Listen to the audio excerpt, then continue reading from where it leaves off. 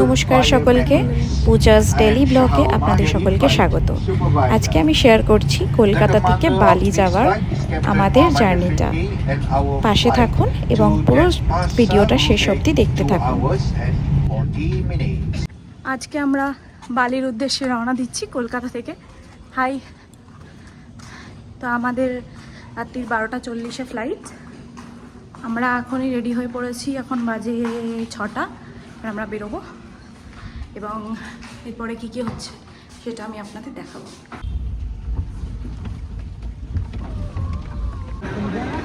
তো আমরা এখন এসে গেছি কুয়ালালামপুর বলছি। আমরা এখন এয়ারপোর্ট এসে গেছি।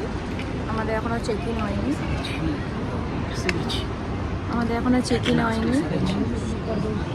আমরা চেক ইন করতে যাব জাস্ট আফটার 50 মিনিটস। সঙ্গে থাকুন, আমি সব প্রসেসগুলো দেখাচ্ছি। এবার আমরা চেক ইন করতে যাচ্ছি। তো সেখানে যেহেতু ক্যামেরা অ্যালাউড নয়, তাই আমরা ক্যামেরা নিয়ে যেতে পারিনি চেক ইন এবং ইমিগ্রেশনের সময়। তো প্রথমে আমরা চেক ইন করে নিয়েছি আমাদের ব্যাগ দিয়ে, তারপরে আমরা ইমিগ্রেশন করে আমাদের সিকিউরিটি চেক আপ করে তারপরে আমরা এখানে আমাদের গেট নাম্বার 12A। তো আমরা আমাদের 12A গেট নাম্বারে এসে ওয়েট করছি আমাদের ফ্লাইটের জন্য। সবাই দেখছে হাঁ করে। 1 2 3 4 5 6 7। আমরা আমাদের বোর্ডিং পাস পেয়ে গেছি। এবারে আমরা বোর্ড করছি ফ্লাইটে। তো দেখতে থাকুন। আমরা এখন ফ্লাইটে উঠে গেছি। ভিডিওতে এরকম বলছি।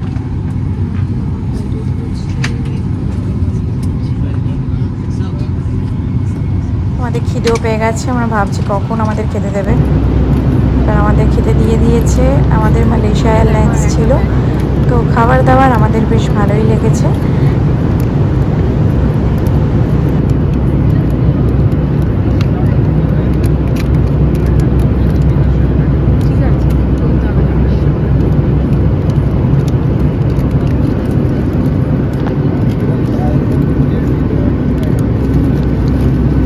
বাদাম দিয়েছিল এবং তার সাথে একটা দই এবং কাইন্ড অফ রায়তা, আর তার সাথে একটু পায়েস আর একটা পরোটার হাফ ছোট টুকরো দিয়েছিল আমাদেরকে। দেখতে পাচ্ছেন যেরকম।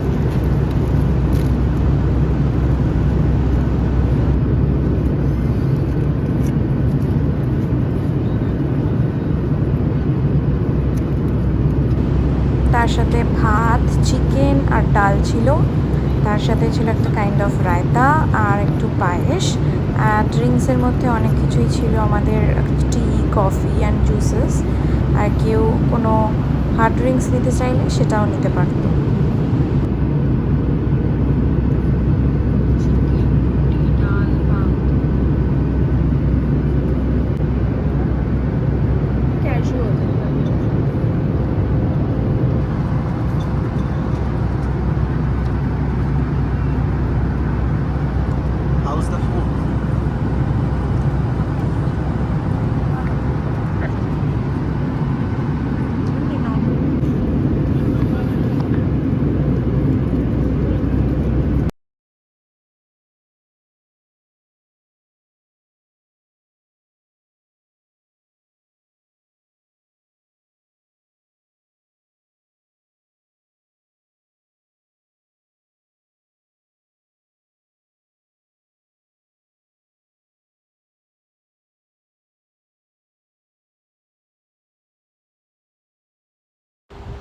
রাত তখন বাজে 4টে আমাদের ইন্ডিয়ান টাইমে, আর ওখানে প্রায় 6:30।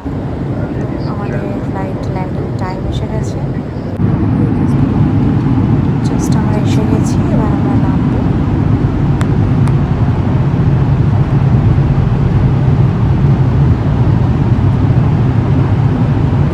এবার আমাদের ফ্লাইট ল্যান্ড হচ্ছে। আমরা এসে গেছি কুয়ালালামপুর। এখানে তখন প্রায় 6:30 7টা বাজে এবং আমাদের ইন্ডিয়ান টাইম সেটা 2.5 ঘন্টা পিছিয়ে।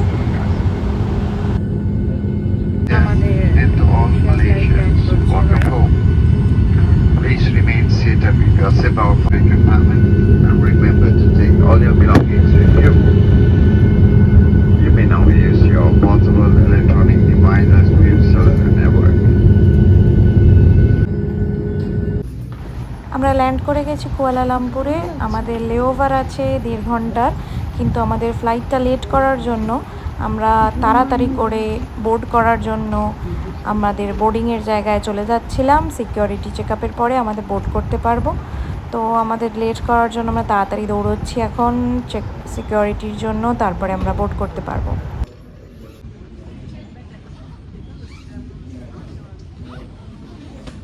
এখন কুয়ালালামপুরে এসে গেছি। এরপর আমরা এখান থেকে আমাদের কানেক্টিং ফ্লাইট বালিতে যাব। আমরা এখন যাচ্ছি গেট নাম্বার C4-এর দিকে। এখানে আমাদের কানেক্টিং ফ্লাইট রয়েছে। তো চলুন।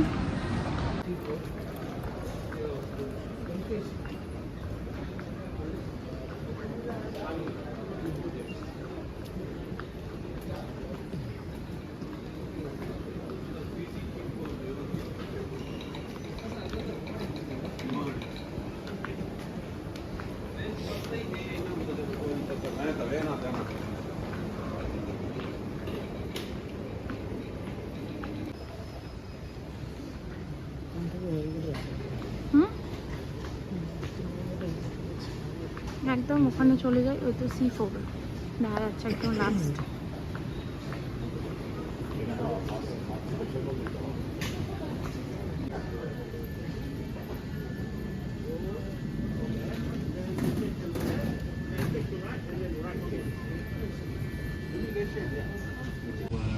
আমরা এখন কুয়ালালামপুর স্টেশনে আছি।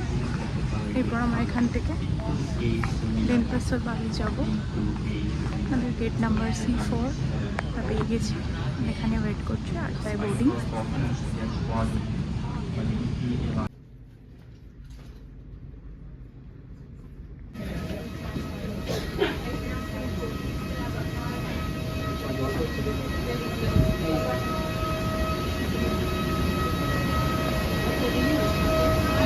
আমাদের সিট নাম্বার পেয়ে গেছি 37C and 37A।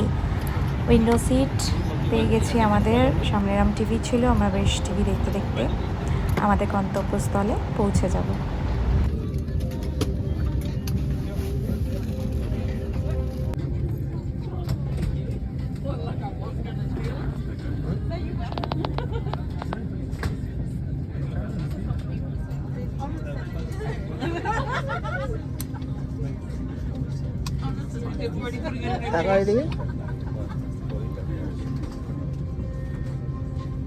Frequent flyer members. I am Shaha Omar, your in-flight supervisor. The commander of this flight is Captain Mohammed Effendi, and our flight to Denpasar will take 2 hours and 40 minutes. Or in an overhead compartment. All electronic devices should now be turned off and stowed away.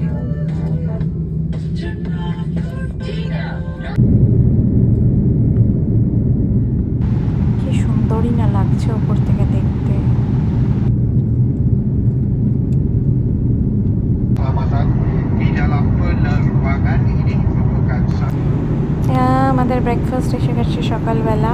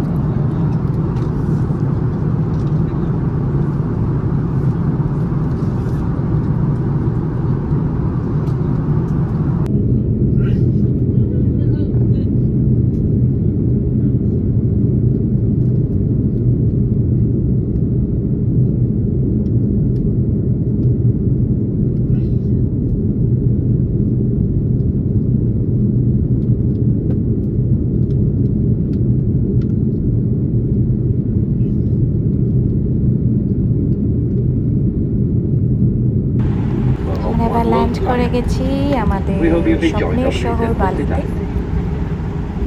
এবার আমরা কেমনভাবে ঘুরছি, কোথায় যাচ্ছি সব আপনাদের দেখাবো। পাশে থাকুন সাবস্ক্রাইব করে।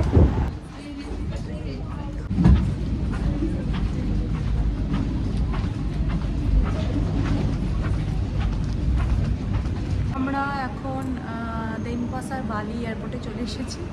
এরপরে আমরা যাব হচ্ছে ভিসা কালেক্ট করতে, তারপরে ইমিগ্রেশন, তারপরে চেক ইন ব্যাগেজ নিয়ে তারপরে আমরা বেরোবো। তো এবার আমরা যাচ্ছি আপাতত ওখান থেকে বেরিয়ে ভিসার জন্য। তো দেখতে থাকুন। অলরেডি ভীষণ টায়ার্ড হয়ে গেছি 9 ঘন্টা জার্নি করে। হ্যাঁ, আর সত্যি নেই, বাট কিছু করার নেই।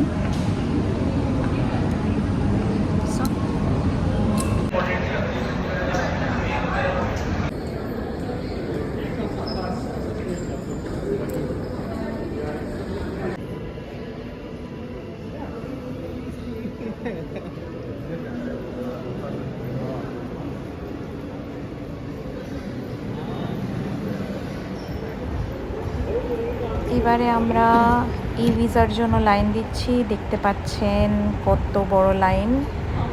এরকমই লাইন হয়, তবে বেশিক্ষণ টাইম লাগে না, 5-10 মিনিটের মধ্যে কমপ্লিট হয়ে গেছে আমাদের।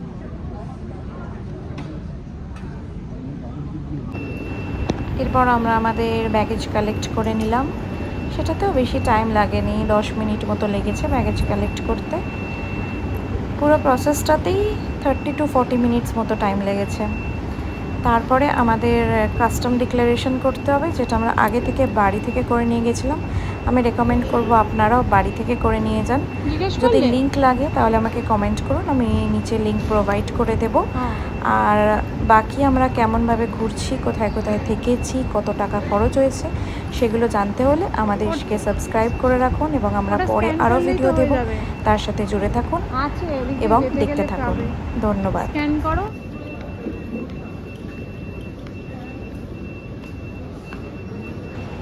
আমরা অলরেডি বাড়ি থেকে যেহেতু করে নিয়ে এসেছিলাম কাস্টম ডিক্লারেশন, তাই এইটা আমাদের স্ক্যান করেই, আমাদের আর বেশি কিছু লাগেনি, এটা স্ক্যান করলেই আমাদের হয়ে গেছে। তো আমরা ওটা স্ক্যান করে সামনের দিকে এগিয়ে যাচ্ছি।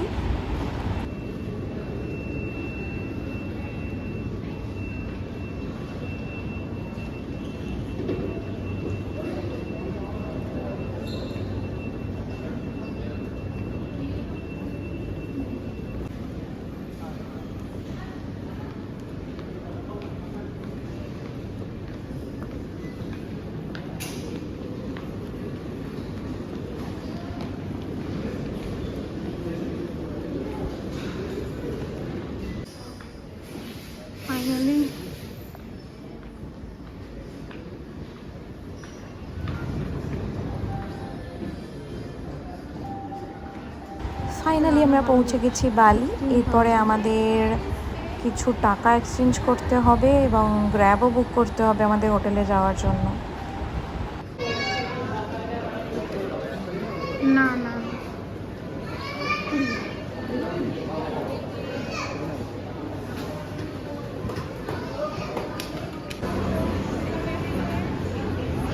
ওই তো দেখো না, লেখা আছে, দিয়েছি।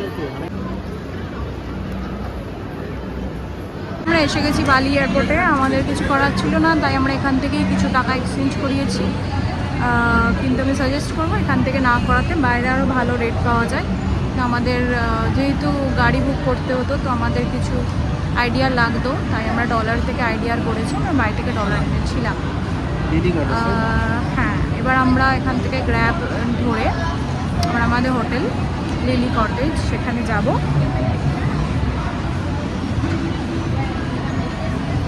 প্রচণ্ড গরম এখানে, ভীষণ রোদ্দুর, প্রচণ্ড গরম।